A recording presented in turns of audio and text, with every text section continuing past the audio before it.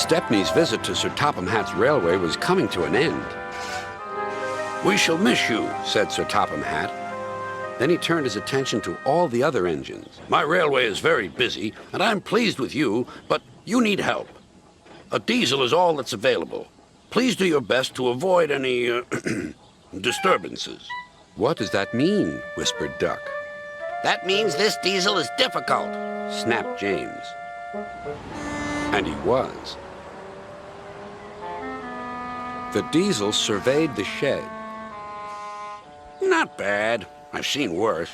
At least you're all clean." The engines glared. "It's not your fault, but Sir Topham Hatt should scrap you and get engines like me. A fill of oil, a touch on the starter, and I'm off. No bother, no waiting. They have to fuss round you for hours before you're ready." The engines were furious. Next morning, they held an indignation meeting round the turntable.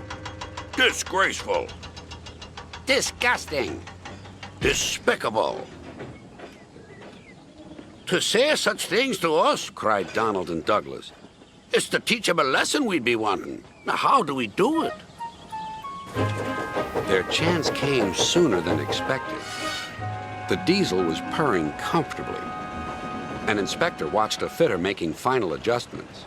The wind tugged at the inspector's hat. The diesel was ready. "Look at me, Duck and Stepney. Now I'll show you something." He rolled proudly toward his coaches. Then it happened.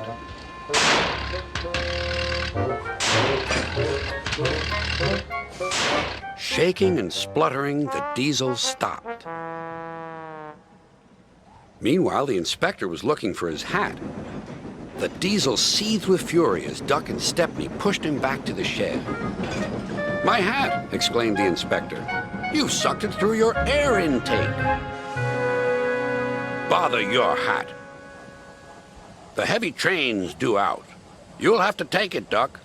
Stepney, will you help, please?" "Thank you, sir," cried Stepney. "I'd like a good long run on my last day." The engines were soon ready. "Gordon will take over from halfway, so get the train to there. Good luck." "Don't worry," smiled Stepney. "We'll get there, and be early, too." The cavalcade moved carefully over the rails and out to the open line. "Now for a sprint," puffed Stepney. "I'm ready when you are," replied Duck. Soon they were whizzing through Edward Station. And next they charged at Gordon's Hill beyond.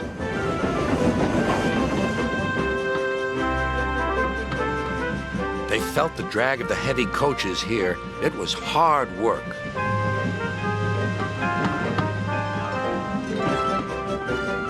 At last they were running smoothly along the line toward the big station.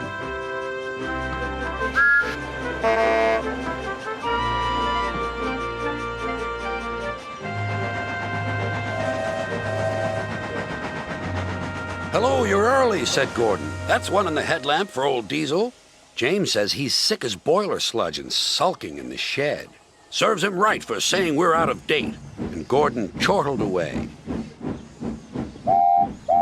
Next day, everyone came to say goodbye to Stepney. "Come back and see us soon," whistled the engines. "And you are always welcome on my Bluebell Railway, too," replied Stepney. Then he puffed away. And what about Diesel?